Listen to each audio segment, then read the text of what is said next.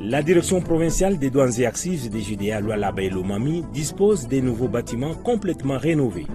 Il a été remis officiellement à la douane par la gouverneure du Lualaba, Fifi Masuka Saini, en présence du directeur général de la DGDA, Bernard Kabese Moussango. Ces nouveaux cadres offrent de meilleures conditions de travail au personnel pour une mobilisation accrue de recettes publiques. Renforcement des capacités des partenaires médias et des organisations de la société civile sur l'appropriation du plan stratégique triennal 2026-2028 de l'Inspection générale des finances IGF.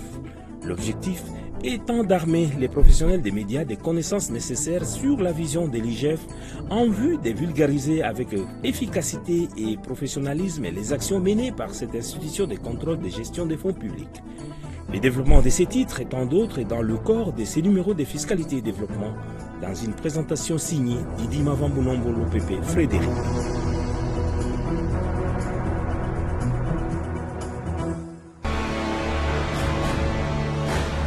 Agence Galaxy Media, la passion de développer la RDC.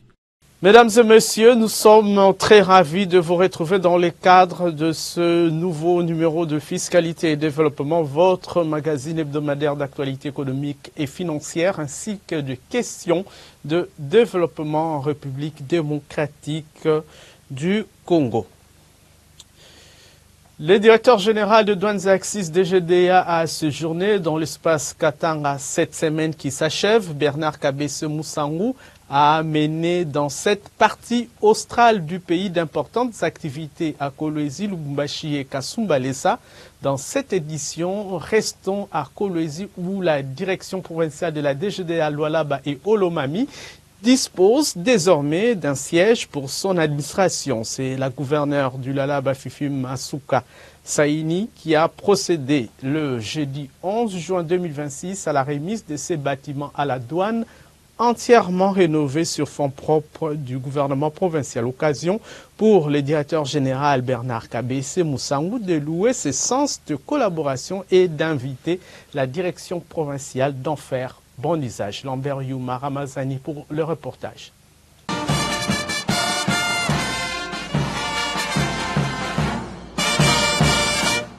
Madame la gouverneure de province du Lualaba, Excellence, le détachement d'honneur de la police nationale congolaise, province du Lualaba, garnison de Kolwezi, est rangé pour vous accueillir et vous rendre les honneurs à l'occasion de l'inauguration des bâtiments administratifs de la DGDA province du Lualaba. Je vous invite à passer le détachement en revue. En arrivant à la place de la gare de Kolwezi ce jeudi 11 juin 2026, le gouverneur du Lualaba, Fifi Masuka, voudrait donner toute la solennité à cette cérémonie de remise à la direction provinciale de la douane de son bâtiment administratif rénové et modernisé. Mais en réalité, c'est elle, l'héroïne du jour, le chef de l'exécutif provincial du Lualaba, qui par sa volonté de peindre un nouveau visage à la capitale mondiale du cobalt, a donné une seconde vie à ce vieux bâtiment hérité de la colonisation. En effet, la direction provinciale de douane et accises Lualaba et Olomami, créée en 2024 par le directeur général Bernard Kabese Moussango, ne disposait pas encore d'un immeuble pour son siège. Narcisse Pambou, directeur provincial, ses proches collaborateurs, dont les sous-directeurs et les inspecteurs, étaient tous hébergés en attendant à Moussompo, dans l'enceinte du concessionnaire Connex Africa, dans des conditions peu recommandables. Voilà qui explique toute la gratitude exprimée ce jour au duo de la tribune à l'occasion par le directeur de la DGDA Lualaba et Olomami, Narcisse Pambou, à l'endroit de l'autorité provinciale. Le bâtiment réaménagé que nous allons recevoir de vous après la coupure du climat symbolique, construit à l'époque coloniale et jadis fatigué, servira de vecteur de mobilisation des recettes en vue de doter à l'État les moyens de sa politique, car mettra l'État qui agent de la DGDA Lualaba et Olomami dans de bonnes conditions de travail, suivant les standards des administrations douanières au monde voulus par l'Organisation mondiale des douanes OMD. D'ores et déjà, votre accompagnement accoutumé au bon fonctionnement de la DGDA Lualaba et Olomami ne cesse de produire des résultats satisfaisants en ce qui concerne la mobilisation des recettes. Notre jeune province, dans les prévisions des recettes de la direction générale, placée en 4e position pour une contribution de 13% au panier national des recettes de la DGDA, mais dans les réalisations, c'est classe la deuxième province, avec une contribution tournant autour de 20%. Nous invitons donc ici les 4 agents de s'applaudir. En rien cette province du Lualaba et Lomami, le directeur général Bernard Kabese Mousangou, qui a effectué le déplacement d'écologie et qui était présent à cette cérémonie de réception de ce bâtiment administratif, inscrit cette action dans sa logique de facilitation au travers des diverses réformes de simplification des procédures douanières pour plus d'efficacité dans l'encadrement des recettes du trésor public relevant de la DGDA. Et donc, ce geste d'accompagnement de Madame le gouverneur du Lualaba et qui a mis les moyens de sa province pour doter l'administration douanière du Lualaba et Olomami de ces édifices modernisés, traduit à suffisance la franche collaboration ainsi que le désir de donner à l'histoire les bons repères pour les futures générations. Je voudrais avant toute chose, Excellence Madame la gouverneure, m'acquitter d'un agréable devoir, celui de vous remercier de l'accueil que vous avez réservé à ma personne et à la délégation qui m'accompagne, mais également exprimer toute la gratitude qui anime la Direction Générale des Douanes Axis, DGDA, en ce jour historique. Je voudrais, Excellence, au-delà de la femme d'État que vous êtes, saluer la femme de parole. Cette parole, que dis-je, cette promesse de rénovation des installations de la gare de Koulouzi, vous me l'aviez faite lors de la toute première audience que votre autorité a bien voulu m'accorder le 17 octobre 2024 dans son cabinet. Recevez donc, Excellence, en mon nom, au nom de la Direction Générale des Douanes Axis et de l'ensemble des cadres et agents de la direction provinciale de la Lualaba, le plus sincère remerciement.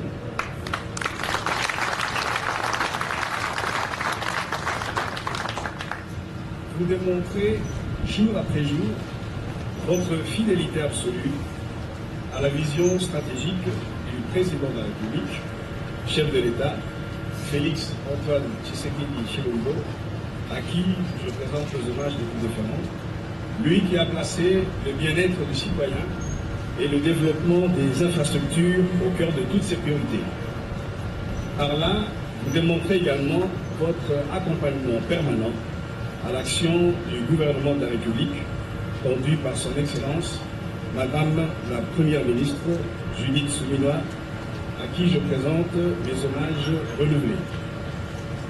Je serai incomplet si je ne souligne le leadership de son Excellence, Monsieur le ministre des Finances, le Famba Bikoun Elibotaï, qui ne cesse tous les jours d'accompagner la douane dans ses efforts de maximisation de recettes. Excellence, vous n'avez ménagé aucun effort et vous vous êtes investi personnellement avec votre gouvernement pour réhabiliter les anciens bâtiments de la DGDA situés dans l'enceinte de la gare SNCC ici à Koulouzi. Avec l'usure du temps, ces installations étaient devenues inaptes à accueillir dignement notre personnel. Votre gouvernement, qui a fait de la bonne gouvernance non seulement un simple slogan, mais une véritable exigence, a transformé un vieil édifice en des bureaux modernes et ergonomiques. Vous avez donc créé un nouvel environnement de travail assaini et propice à relever avec sérénité et enthousiasme les défis opérationnels de la douane.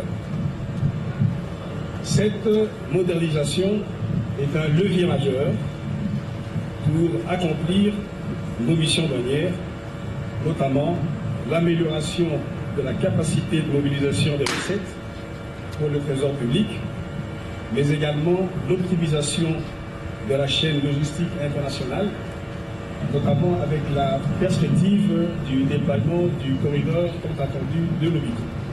La province du Lualaba, issue du démembrement du Katanga, se trouve face au défi de modernisation pour se hisser à la hauteur de son élévation. C'est ce qui explique que le gouverneur Fifi Masuka ne néglige aucun secteur de la vie du Lualabé. de la stabilité des institutions et services étatiques à la régulation du climat des affaires du Lualaba. Tout est préoccupant pour elle. Ce bâtiment rénové et modernisé est l'œuvre des Sama, car tel que cet édifice était à l'arrivée de la direction provinciale, il n'en était pas digne. Même les usagers de la douane s'en plaignaient. Gouverneur bâtisseur, ce surnom n'est donc pas exagéré, comparé aux différents ouvrages à l'actif de Mme Fifi Masuka, dont le Lualaba. Consciente donc du fait que la douane est aussi une partie du miroir du pays, elle est vite passée à l'action. Portes, fenêtres, carreaux, plafonds, électricité, plomberie et même maçonnerie, rien n'a été laissé au hasard pour arriver à donner à ce bâtiment ce nouveau look présenté ce jour. Cette cérémonie marque l'aboutissement d'un effort entrepris pour améliorer les conditions de travail d'un service essentiel au fonctionnement de l'État. Elle témoigne également de l'attention que le gouvernement provincial accorde aux administrations qui participent à la mobilisation des ressources nécessaires au développement de notre pays. J'exprime également ma profonde reconnaissance à son Excellence, Monsieur le Ministre national de Finances, pour avoir permis l'ouverture et l'installation de la direction provinciale de la DGDA, Lualaba Olomami. Je remercie Monsieur le Directeur général pour son implication. Ces décisions ont contribué au rapprochement de l'administration douanière des opérateurs économiques de notre province et au renforcement de l'encadrement des activités génératrices de recettes. Mes remerciements vont également à Monsieur le Directeur général des douanes et assises qui a bien voulu effectuer les déplacements jusqu'à Kolwezi et rehausser avec l'ensemble de sa délégation qui l'accompagne l'éclat de cette cérémonie.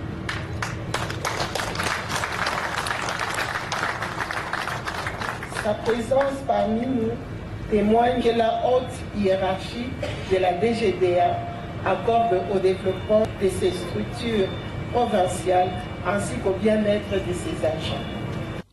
Un autre bâtiment en étage, en pleine construction cette fois, complètement sorti des terres et en phase de finissage, ramènera les convives ici à la gare pour une autre inauguration encore plus stylée d'ici quelques mois, a-t-on appris. En attendant, c'est un sentiment de gratitude renouvelé que la douane exprime à l'endroit du gouverneur Fifi Masuka qui se traduira par plus d'efficacité pour une mobilisation plus accrue des recettes du trésor public. Les partenaires médias et les membres des organisations de la société civile ont été renforcés en capacité pour l'appropriation du plan stratégique triennal 2026-2028 de l'inspection générale des finances IGF et du contrôle systémique. C'était du 8 au 13 juin 2026 au restaurant Les Chapiteaux 19 à Kinshasa dans la commune de la Gombe. Les temps forts de ces assises avec Fabien Luboulou Bakayaka. Je déclare officiellement ouvert les travaux du séminaire de renforcement des capacités des partenaires de l'IGF, médias et société civile, sur le plan stratégique et triennal 2026-2028 de l'inspection générale de finances. C'est en ces termes que l'inspecteur général des finances, chef des services de l'inspection générale des finances IGF, Christophe Bitassi Mouabayi, a officiellement lancé au restaurant Les Chapiteaux 19 à Kinshasa le séminaire de renforcement des capacités des partenaires médias et des organisations de la société civile de cette institution de contrôle de gestion des deniers publics. Durant 6 jours, les professionnels des médias, membres de la société civile, communicateurs et artistes et comédiens ont suivi avec assiduité les matières dispensées par les différents experts dans le domaine des finances publiques, du numérique ainsi que de l'information et de la communication. Le but étant d'armer ses partenaires des connaissances spécifiques sur l'IGF afin de bien communiquer sur ses missions dans le cadre de la lutte contre la corruption et les détournements des deniers publics. Vu l'importance et l'impact de la communication dans une institution, L'apport des journalistes et des membres de la société civile s'avère crucial, a reconnu le patron de l'IGF qui a rendu un vibrant hommage au chef de l'État pour son accompagnement exceptionnel dans les travaux réalisés par l'IGF. Cette opportunité pour rendre de vibrants hommages au président de la République, chef de l'État, son Excellence Félix-Antoine Tshisekedi Tshilombo, qui a, depuis son avènement à la tête de la République démocratique du Congo, engagé résolument sur la voie des réformes visant à améliorer la gestion des finances publiques, à garantir une utilisation efficace et efficiente des ressources publiques, à lutter contre la corruption et autres antivaleurs assimilées en vue de renforcer la confiance des citoyens dans les institutions de l'État. Au cours de ces assises, les participants ont été très édifiés par des matières très intéressantes dispensées par des inspecteurs généraux de finances émérites, des professeurs d'université ainsi que par différents experts suivant des domaines bien spécifiques. Des orateurs de haut niveau ont défilé sur le podium à l'instar de Jules Alingué-Tekei, inspecteur général des finances, chef des services honoraires. L'inspecteur général des finances, chef des services adjoint de l'IGF, Emmanuel Chibingu, a à cette occasion présenté les diagnostics de l'IGF face aux contraintes du moment, tout en évoquant des avancées enregistrées dans le cadre de la patrouille financière et des défis à relever pour cette institution. L'inspection était aussi beaucoup plus dans d'autres modes d'intervention, notamment le contrôle a posteriori sur lequel on est resté longtemps avant de passer au contrôle a priori appelé la patrouille financière. Et donc, nous partons de là pour voir qu'est-ce qui est encore faisable, étant donné que on n'est jamais arrivé. Il faut chercher à évoluer. Intervenant à cette occasion, l'inspecteur général de finances, chef des services, a exposé sur le contrôle systémique qui est un projet intelligent devant recourir sur le numérique pour contrôler les services et institutions publiques à distance, une révolution dans la gouvernance financière. Les patrons de l'IGF a aussi parlé du plan stratégique triennal 2026-2028. L'inspection générale des finances ambitionne de devenir un centre d'intelligence financière de l'État, capable de collecter des informations, de les exploiter, de découvrir les anomalies éventuelles qui sont dedans, les prévenir ou les mitiger avant que les dégâts ne se produisent, et capable aussi de faire des propositions qui puissent prévenir de façon durable pour que ces anomalies ne se répètent plus. Au dernier jour de ce séminaire de renforcement des capacités des partenaires médias et de la société civile, les orateurs ont axé leurs interventions sur deux sujets pertinents, tels que la loi cadre du numérique en RDC et la contribution de l'intelligence artificielle dans le contrôle systémique. L'intelligence artificielle apporte beaucoup en termes de complémentarité à l'humain.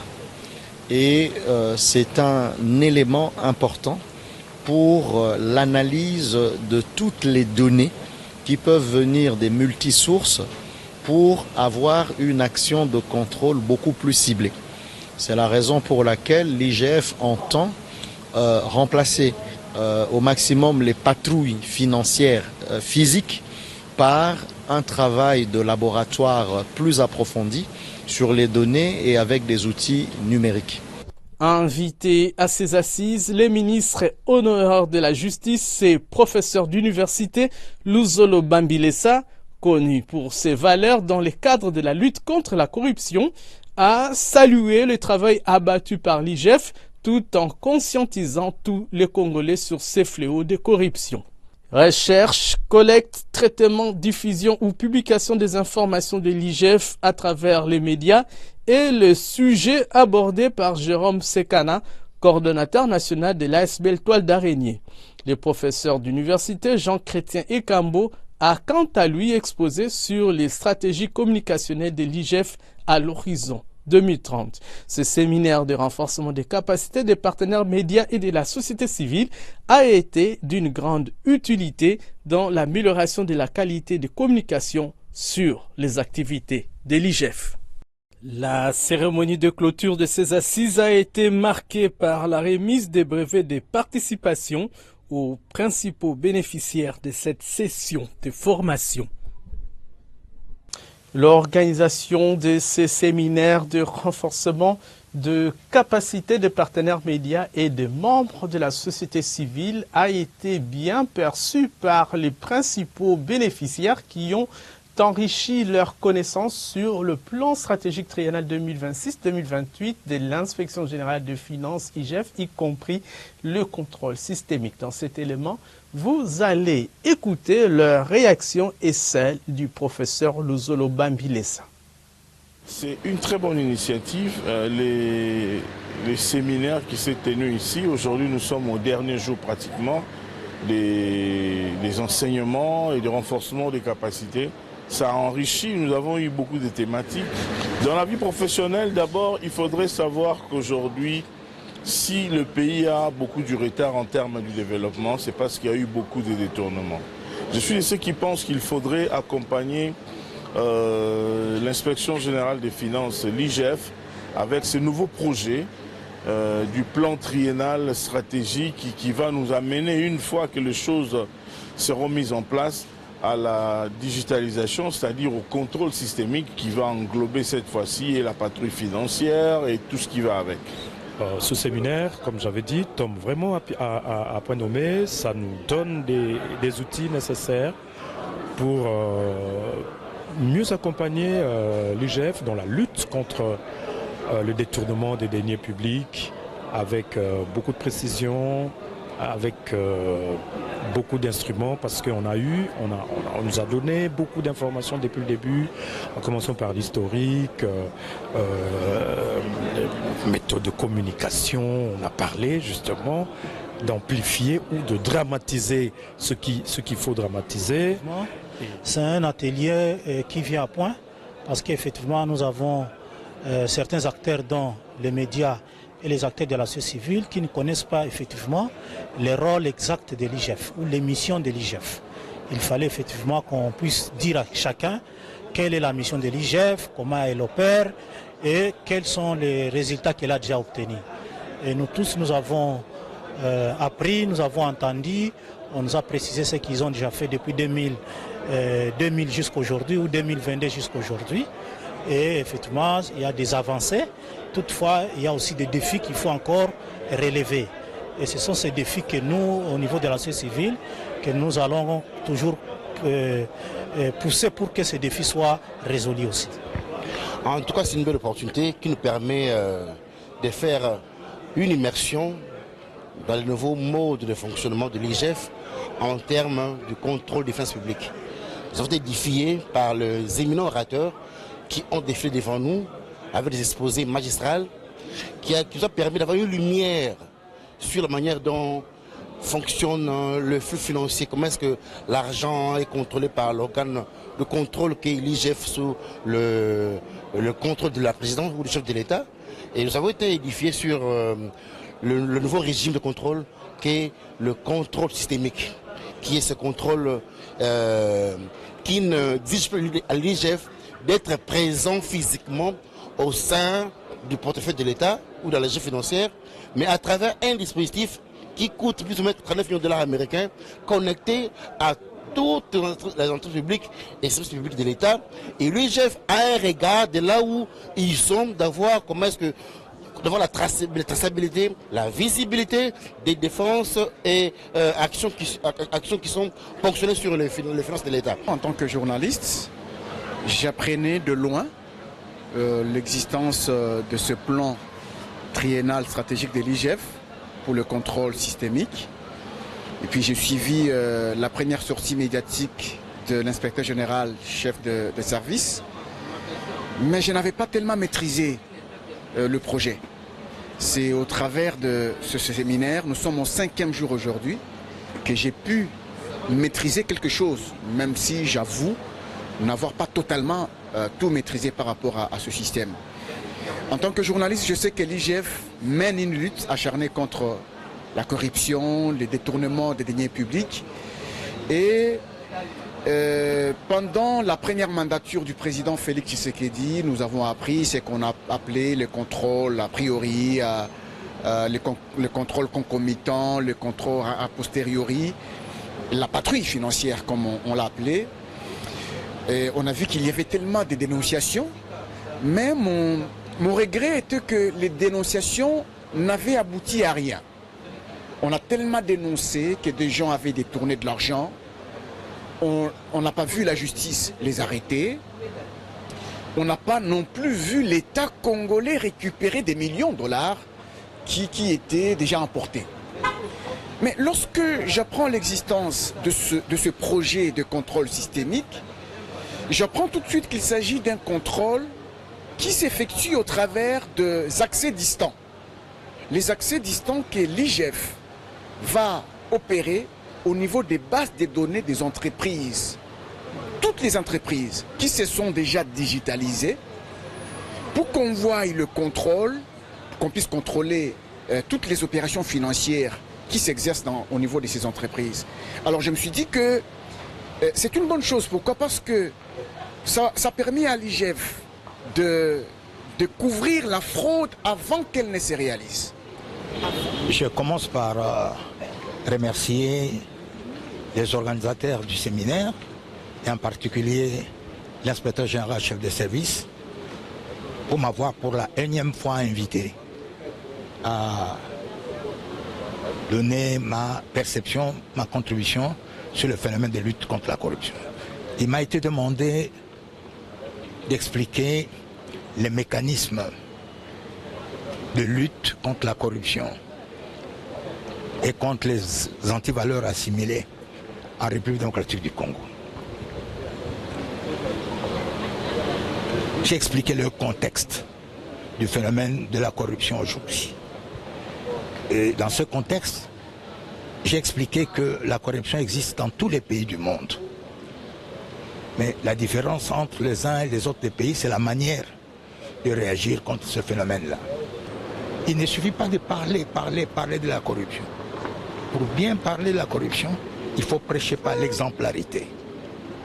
Il faudrait donc que nous, les responsables, nous puissions être exemplaires.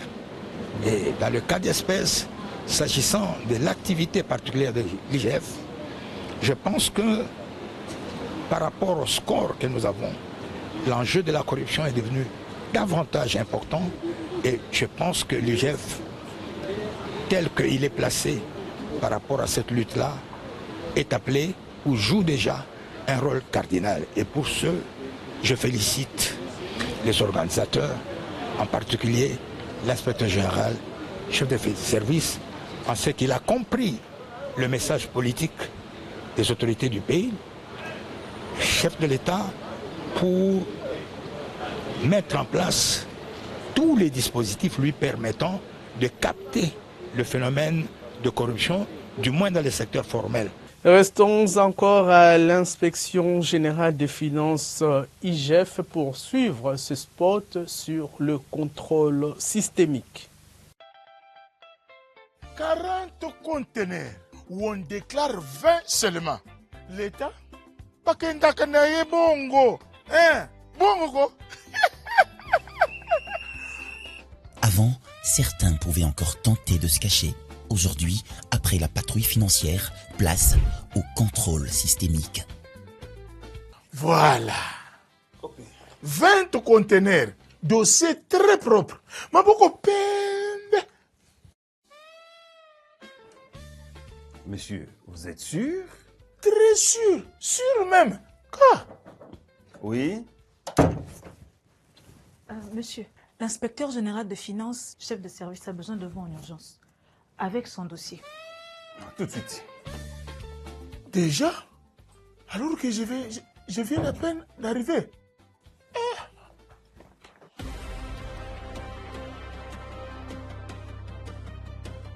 Bienvenue, monsieur Ngaloufa. nous vous suivons depuis le pays d'importation. Depuis là-bas, ça c'est une trahison et espionnage.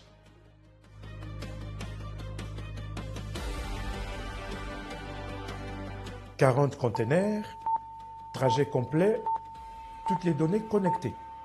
Après la patrouille financière, l'IGF utilise maintenant le contrôle systémique. Contrôle systémique? Oui, une nouvelle stratégie, ce qui permet à l'IGF de contrôler les deniers et biens publics, d'assurer une surveillance de tous les flux financiers de l'État, d'auditer les entreprises et établissements publics, de contrôler les finances des provinces et des entités territoriales décentralisées.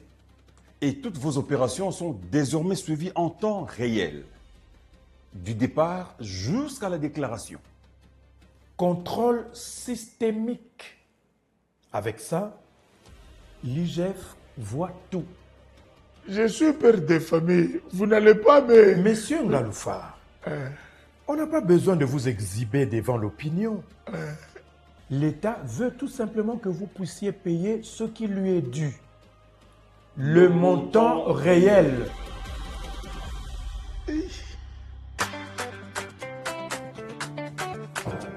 J'ai dit ceci, hein? Déclare tout. A dit même les cartons vides. N'a pas de problème, hein? Ah ouais, ma cambo s'est changé. Maman, déclarer nyonso, ko bombe l'autre côté. IGF a changé G. Contrôle systémique.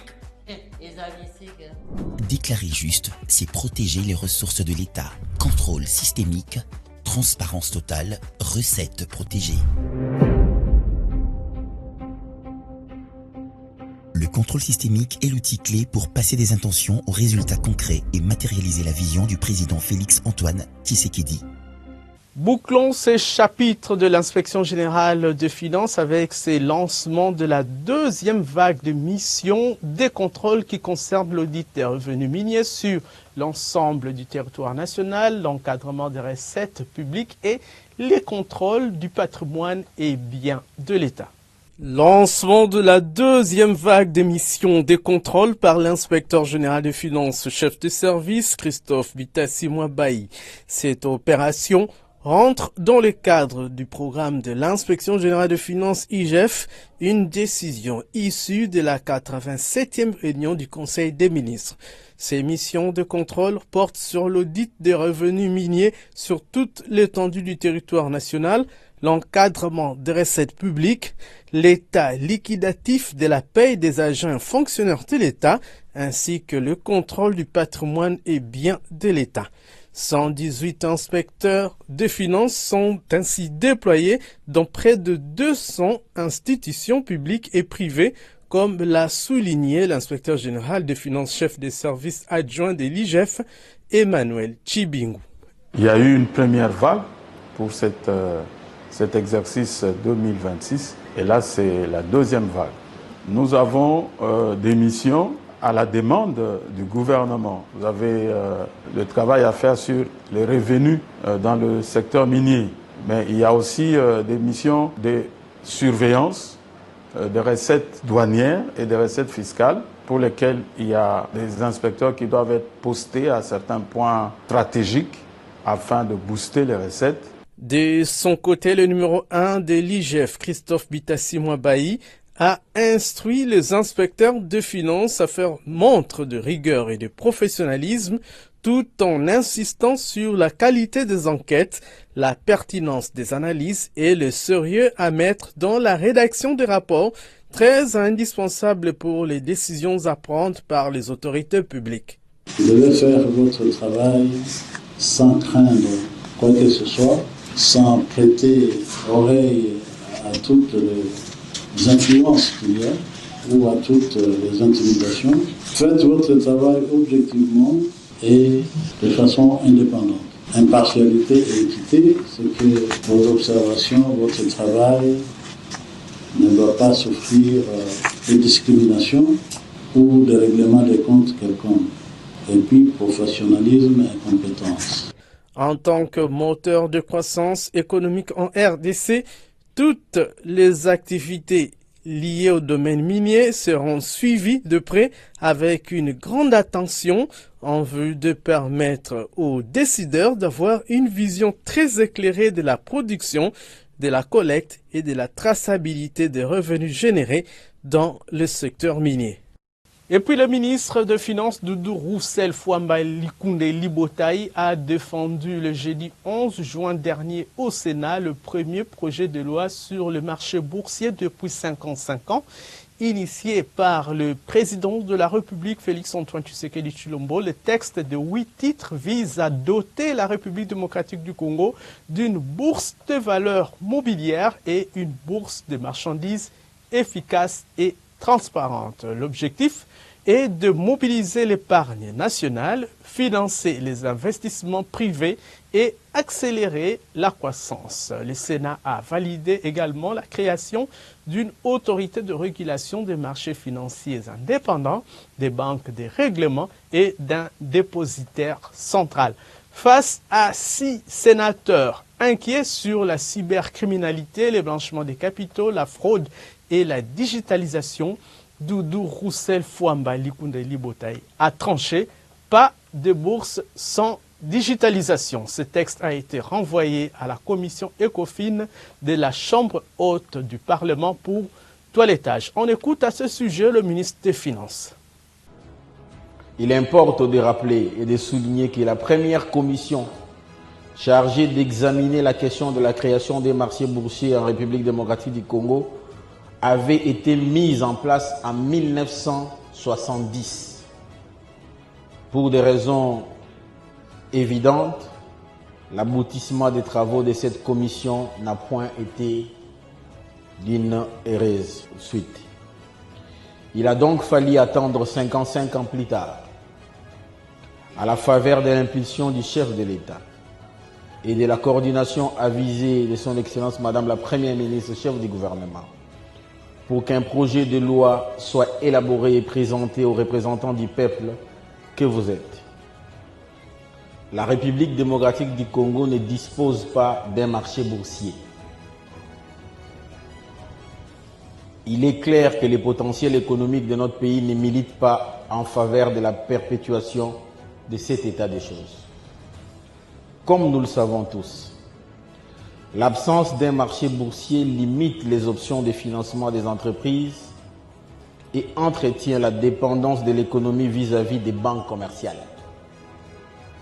dont nous connaissons tous les difficultés d'accès au crédit des dites entreprises, les conditions d'accès qui sont parfois exorbitantes.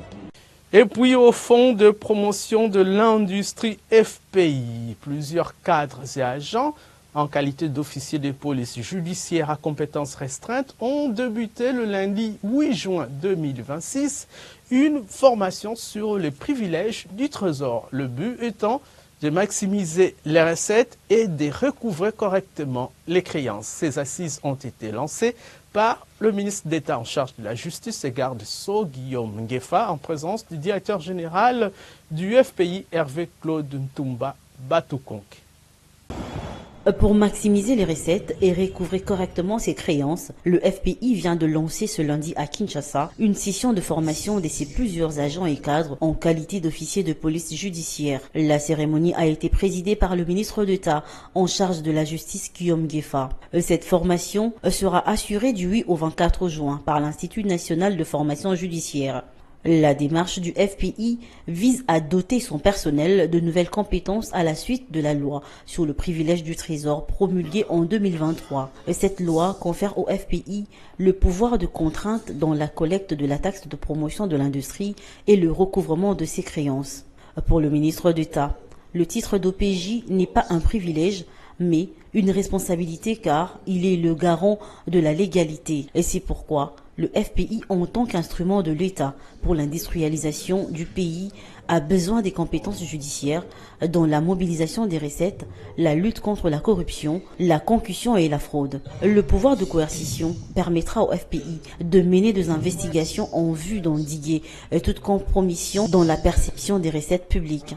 Prenant la parole pour la circonstance, le DG du FPI, Hervé Claude Batoukonké, a insisté sur l'importance de cette formation.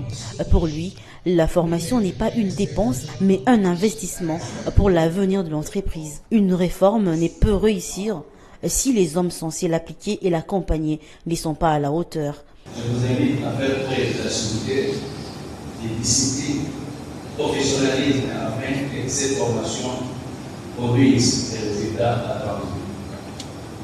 Saisissez donc cette opportunité pour utiliser le droit de votre culture dessus. Parce que sur le terrain, votre travail exigera un professionnalisme irréprochable et une intégrité totale. Vous serez en contact avec les assujettis et les commentaires insolvables. Permettez dans l'application de la loi de droit toujours aller de pair avec le respect de l'éthique, de l'idéologie et des droits de l'homme. Il faudra bannir toute forme de compromission. La qualité d'officier de police judiciaire à compétences restreintes sera conférée aux apprenants après une évaluation sanctionnée par un certificat. Les nouveaux OPJ prêteront serment devant le procureur compétent à l'issue de la formation. Cette session augure une série de formations continues au profit du personnel du Fonds de promotion de l'industrie.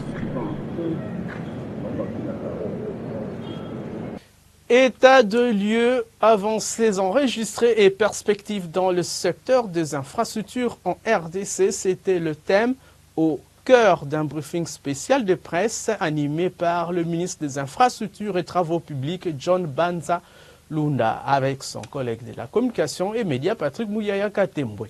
À cette occasion, les patrons des infrastructures a parlé d'un réseau routier en pleine expansion au Congo démocratique. Suivez. Un réseau routier en pleine expansion sur l'ensemble du territoire national en République démocratique du Congo, c'est du moins ce qu'on peut retenir de mots du ministre des Infrastructures et Travaux publics John Banza Lunda lors d'un briefing spécial de presse organisé par son collègue de la communication et médias Patrick Mouyaya Katembwe. D'après le numéro 1 des infrastructures, le réseau routier de la RDC est passé d'environ 3000 km de routes héritées en 2019 à près de 8000 km. Nous avons dans le domaine des routes, nous avons la route nationale numéro 1 que vous avez évoquée tout à l'heure, qui va relier les corridors de Banana au corridor central, et ça fait exactement 3300 km, donc à partir de la ville de Mwanda pour déboucher sur la province du Lualaba, enfin plutôt la province du Haut-Katanga, à Sakanya et jusqu'à Mukambo. Donc nous avons ces 3300 km. Nous avons la route nationale numéro 2 qui part de Mbujimaï et qui, pour la première grande phase, qui s'arrête à Bukavu, ça fait 1080 km. Et là, vous avez la toute première autoroute du pays.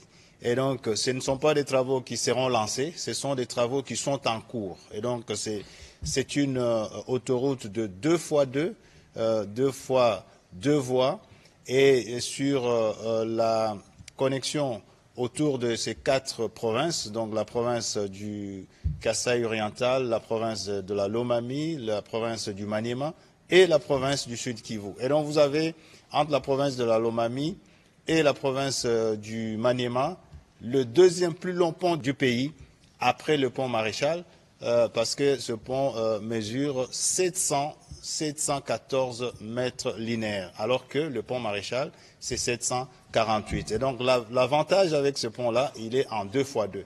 Donc c'est un pont magnifique et un pont ultra moderne. Donc les travaux sont en cours et nous aurons cette route nationale numéro 2. La route nationale numéro 4, vous avez la connexion entre Kisangani et Beni. Les travaux ont commencé à à partir de Kisangani, mais les travaux n'avançaient pas au rythme que nous avons voulu. C'est pour ça que nous sommes en train de requalifier le contrat pour que les travaux soient accélérés pour arriver à Béni. Vous avez la route nationale numéro 7 qui relie Kananga, toute la province du Sankuru, la province de la Chuapa, pour atterrir à Kisangani. Les études sont terminées et donc nous allons lancer très très bientôt le processus de contractualisation pour que les travaux puissent commencer. Nous avons la route nationale numéro 6 du côté de Zongo, vers Gemena, Lissala, Bumba, et qui va s'arrêter à Kisangani. Depuis l'époque coloniale, la RDC n'a jamais été interconnectée par voie routière sur l'ensemble de son territoire national. Cet ambitieux projet de réunifier le pays à travers des infrastructures routières modernes commence à prendre corps sous l'ère du président de la République, Félix Antoine Tshisekedi Tshilombo. Ce vaste programme qui nécessite l'accompagnement de tous les Congolais va booster les développements socio-économiques en RDC. Un communiqué conjoint, Direction générale des recettes administratives, judiciaires, domaniales et des participations des GERAD et le secrétariat général à l'environnement, développement durable et nouvelle économie du climat. Il porte sur la taxe rémunératoire annuelle et la taxe de pollution. Le secrétariat général à l'environnement, développement durable et nouvelle économie du climat et la direction générale de recettes administratives, judiciaires, domaniales et des participations de GERAD rappellent aux opérateurs économiques exploitant les installations classées de la catégorie 1A assujetties aux taxes rémunératoires annuelles et des pollutions que la déclaration des éléments d'assiette taxables intervient au plus tard le 31 mars de l'exercice en cours. Ainsi, les opérateurs concernés sont invités à déposer leur déclaration auprès de la Direction des établissements humains et protection de l'environnement, 6 avenue Papa Iléo, ex des cliniques, numéro 15 dans la commune de la Gombe, conformément aux articles 09 et 35 de l'ordonnance numéro 13/003 du 23 février 2013 portant réforme de procédures relatives à l'assiette, au contrôle et aux modalités de recouvrement des recettes non fiscales telles que modifiées et complétées à ce jour, ainsi que 07 de l'arrêté interministériel numéro CAB/MIN/EDD/004/2020 et numéro CAB/MIN/Finance/2020/071 du 24 juillet 2020 au plus tard le 31 mars 2026 pour constatation et liquidation. À cet effet, les opérateurs économiques sont priés de passer auprès du centre d'ordonnancement de la DGRAD situé à la même adresse pour retirer les titres de perception irrélatifs. Les paiements des dites taxes pour l'exercice en cours doit intervenir au plus tard le 15 juin pour la taxe rémunératoire annuelle et le 15 juillet pour la taxe de pollution. Signé conjointement, directeur de la DGRAD, Étienne Ouchoudi Lutula et le secrétaire général à l'environnement, développement durable et nouvelle économie du climat, Benjamin Toirambe Bamoninga. Ce numéro de fiscalité et développement, votre magazine hebdomadaire d'actualité économico-financière et questions de développement produit par la rédaction de l'agence Galaxy Media AGM est ainsi terminé. Émission à suivre également sur notre chaîne YouTube Fiscalité et Développement. Merci de l'avoir suivi depuis Matadi dans le Congo central. Excellente suite de programmes sur votre chaîne.